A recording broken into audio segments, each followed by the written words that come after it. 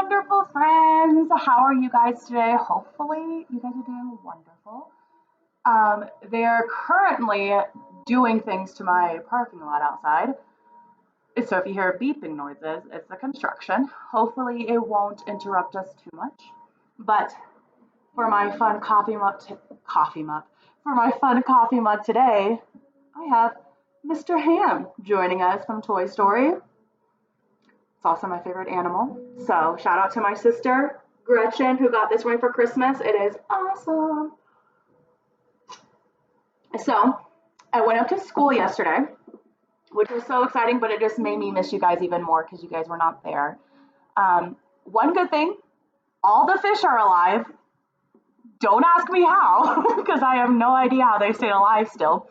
But they're all alive, and I think there's even more baby fish in there, which is crazy to me, but also very exciting.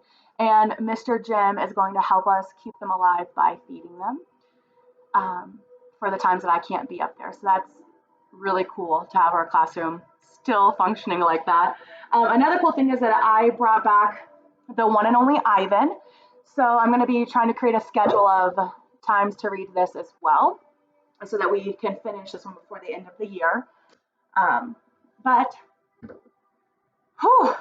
it's been a busy week. So I'm excited to have this time to just relax and come together as a class. I miss you guys so much. I just can't wait to hopefully be able to come back together. And if not, then as we do this remote learning, I'll be able to connect with you guys. Right now, kind of the plan that we're going with is, and we haven't figured out what exactly 100% it's going to look like, but we do have an idea, which is going to be, we're going to be creating a Google Classroom, so that it's going to be like one big hub of everything. So I can put these videos onto Google Classroom, and you can just click on that link and it'll take you there. All of our assignments, other resources and videos will be on there. I have all of the student logins, so we're going to be using the student emails. They've all been activated. I have all of their email addresses, their logins, their passwords, and everything, and I'll be giving those out on the 30th, March 30th, on Monday, when we do our one-on-one connection. So you guys have that information and can join the classroom. We're going to be putting up 4 videos a week, recorded lessons, 2 for kinder, 2 for first. And within those 2, there's going to be, may the force be, well, it's not force, it's live long and prosper. Okay, distractions. It's going to be a language arts lesson and a math lesson for kinder, and a language arts lesson and a math lesson for first grade. And then on top of those recorded lessons, we're going to be sending out another Sly Reply to create weekly times for me to have a one-on-one conference with the kiddos. So we're going to do the conferences twice a week, and I'm really hoping that I'm going to be providing some morning times and some afternoon times on different days, because I know that as parents, you guys might be working. I don't know all the situations everywhere, and so I want to make sure that it works for your schedule, because every household is going to look different. Every schedule is going to look different for everybody. So I'm trying to make sure that we provide enough opportunities. That way I can stay connected with each individual kid and nobody gets left behind. And with that being said, that was a very long intro, but today we are going to be reading the first story in the Complete Tales of Winnie-the-Pooh. Now, Winnie-the-Pooh was a TV show that I watched so much growing up, and I have all of the little Beanie Baby stuffed animals. My dad would collect them when he would do his travel trips for work. I was, to say, very obsessed with Winnie-the-Pooh, and so my parents got this for me for Christmas, and it was like the best present ever. So I'm going to read you the first story. There are some pictures, but there's not a lot of pictures, but I'll show them to you as they pop up. This is the cover page, well, the title page. Look how cute that is. Have any of you guys ever seen Winnie-the-Pooh? Have you guys ever read any of the books or watched any of the cartoons? One thing that I thought was cool was when I've been reading through these, I could actually imagine watching the cartoon and like that specific episode from this story. And so that was really, really cool. I'll try to see if I can find YouTube links for it. and see if maybe I can even link that down there so that you guys can take like they're about 15, 20 minutes. I want to say, I don't think that they're 30 minutes long. I believe that they're like around 15-ish minutes, but I could be wrong. It's been a long time, but I'll try to see if I can find a link to that somewhere. And maybe you guys can watch watch the video clip afterwards if I can find it, and then maybe try to do some comparisons, try to see what was similar and what was different between the story in the book and the video that we watched, if I can find it. Fingers crossed, haven't looked yet. All right. This story, as we begin, is we are introduced to Winnie-the-Pooh and some bees, and the story begins.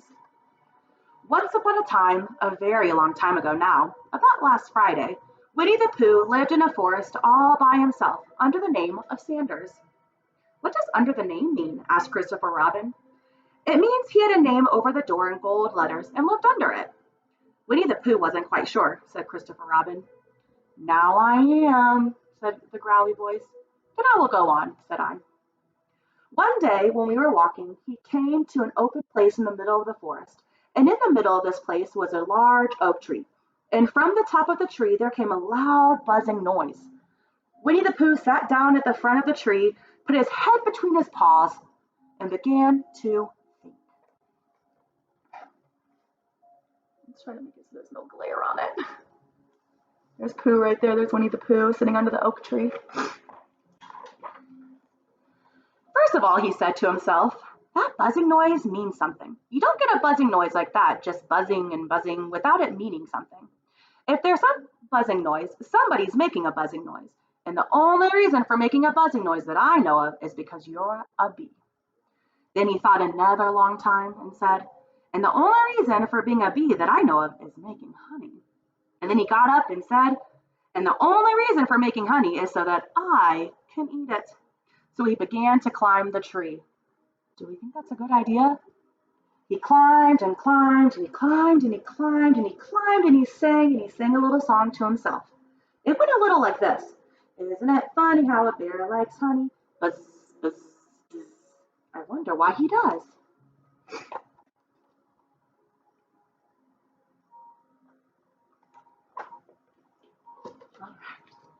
Then he climbed a little further and a little further, and then just a little further. By the time he had thought of another song. It's a funny little thought that bears were bees. They build their nests at the bottom of the trees. And that being so, if bees were bears, we shouldn't have to climb up all of these stairs. He was getting rather tired by this time, so that is why he sang a complaining song. He was nearly there now, and if he just stood on that branch, crack! Oh, help, said Pooh as he dropped 10 feet to the branch below him. If only I had it, he said as he bounced 20 feet to the branch below. You see, what I meant to do, he explained as he turned head over heels and crashed onto another branch 30 feet below. What I meant to do, of course it was rather, he admitted, and slithered very quickly though. Through the next 6 branches. It all comes, I suppose, he decided, as he said goodbye to the last branch, spun around 3 times, and flew gracefully into the gorse bush. It all comes of liking honey so much. Oh, help. He crawled out of the gorse tree, brushed the prickles from his nose, and began to think again.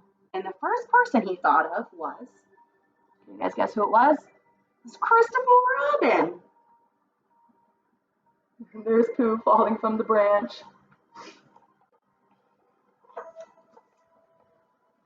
Was that me? Asked Christopher Robin in an awed voice, hardly daring to believe it. That was you. Christopher Robin said nothing, but his eyes got larger and larger and his face got pinker and pinker. So Winnie-the-Pooh went round to his friend Christopher Robin, who lived behind a green door in another part of the forest. Good morning, Christopher Robin, he said. Good morning, Winnie-the-Pooh, said he.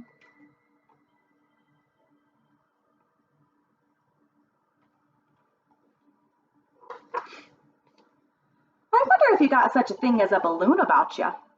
A balloon? Yes, I just said to myself coming along, I wonder if Christopher Robin has such a thing as a balloon about him. I just said it to myself, thinking of balloons and wondering, what do you need a balloon for? He said. Winnie-the-Pooh looked around to see that nobody was listening, put his paw up to his mouth, and he said in a deep whisper. Honey. But you don't get honey with balloons. I do, said Pooh. Well, it just happened that you had been to a party the day before at the house of your friend Piglet.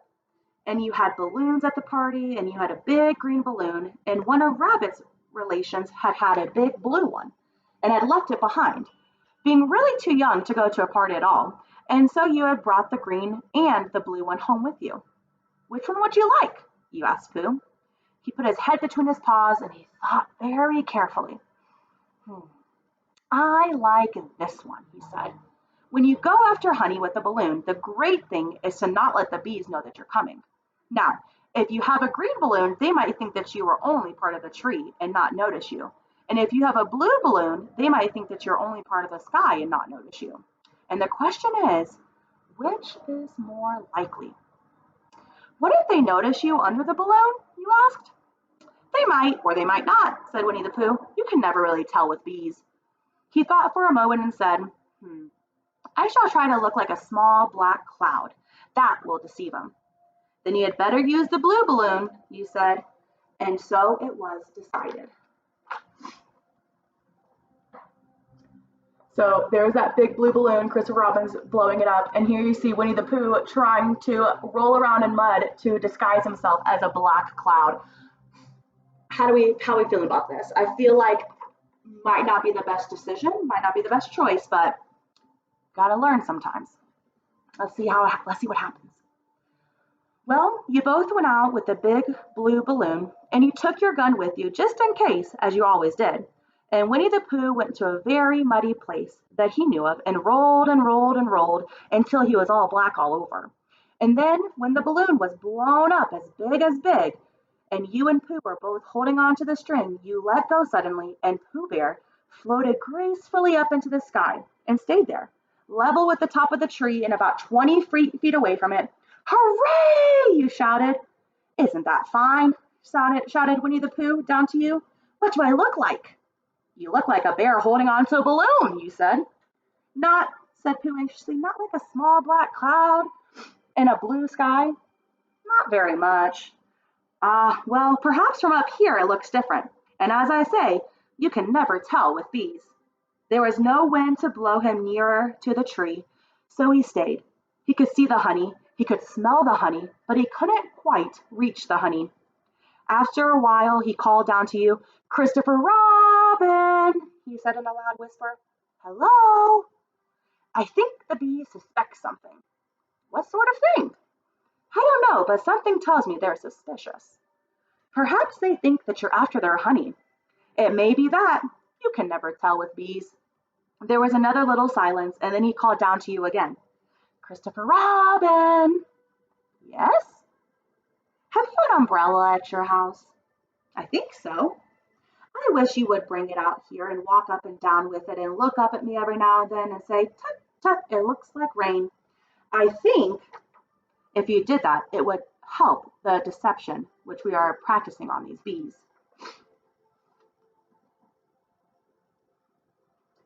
Looking at this picture, do you think that his plan's working?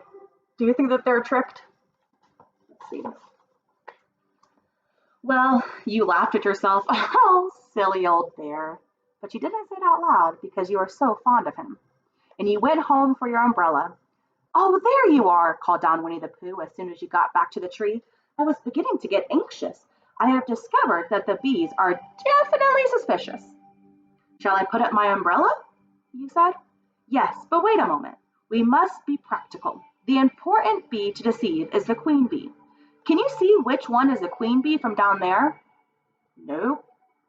A pity. Well, now if you walk up and down with your umbrella saying, tut, tut, it looks like rain, I shall do what I can by singing a little cloud song, such as a cloud might sing. Go! So while you walk up and down, wondering if it would rain, Winnie-the-Pooh sang this song. How sweet to be a cloud floating in the blue, every little cloud always sings out loud. How sweet to be a cloud floating in the blue, it makes me very proud to be a little cloud. The bees were still buzzing as suspicious as ever. Some of them, indeed, left their nest and flew all around the cloud as it began the second verse of this song. And one bee sat down on the nose of the cloud, just for a moment, and then got up again.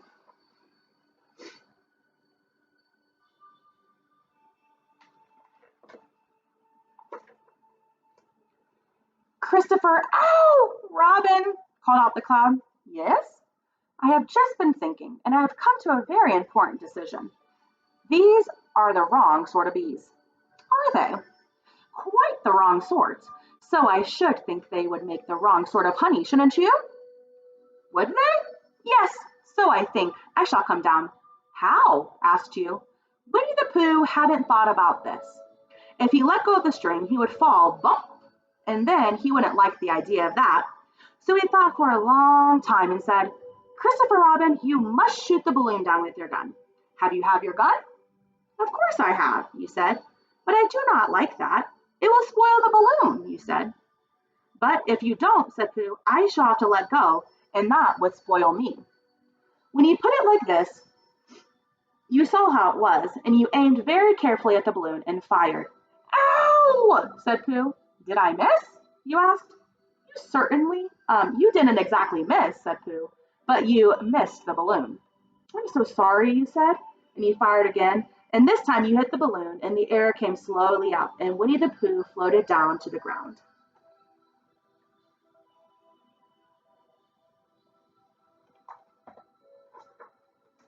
But his arms were so stiff from holding on to the string of the balloon, all that time they stayed up straight in the air for more than a week. And whenever a fly came and settled on his nose, he had to blow it off. And I think, but I'm not sure, that is why he's always called Pooh. So try that. Try to see if it sounds like Pooh. That's what he was doing, because his arms were straight up like this from holding the balloon. Is that the end of the story? Asked Christopher Robin. That's the end of this one. There are others, though. About Pooh and me, and Piglet and Rabbit and all of you. Don't you remember? I do remember, and then when I try to remember, I forget. That day when Pooh and Piglet tried to catch the Helephilump, they didn't catch it, did they? No. Pooh couldn't because he hasn't had any brain. Did I catch it? Well, that comes into the story. Christopher Robin nodded. I do remember, he said, only Pooh doesn't very well, and that's why he likes having it told to him again. Because then it's a real story and not just remembering. That's just how I feel, I said. Christopher Robin gave a deep sigh, picked up his bear by the leg, and walked off to the door, trailing Pooh behind him. At the door, he turned and said, Coming to see me have a bath? I might, I said. I didn't hurt him when I shot him, did I? Not a bit. He nodded, went out, and in a moment I heard Winnie-the-Pooh, bump, bump, bump, going up the stairs behind him. The end. What a great story. I hope you guys enjoyed our story time today. I'm excited to come back with you guys on Friday and read another story time. Have a great evening and stay healthy, stay happy, stay you. And I love you guys. Bye.